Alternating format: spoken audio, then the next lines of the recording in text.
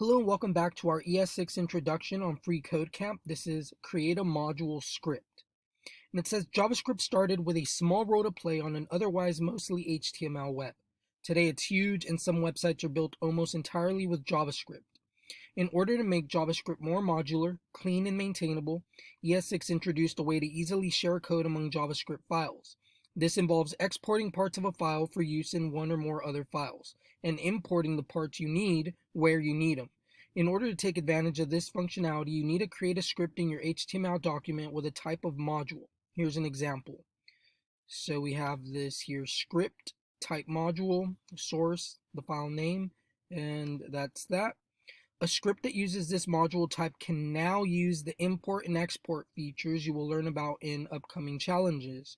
Add a script to the HTML document of type module and give it the source file of index. So this will be one of the shorter, easier ones. We could just go ahead and copy this and paste it in here. Like it says, we will learn how exactly this works, but the important thing to take away from this, well, let's change this to index. The important thing, run test, we did pass.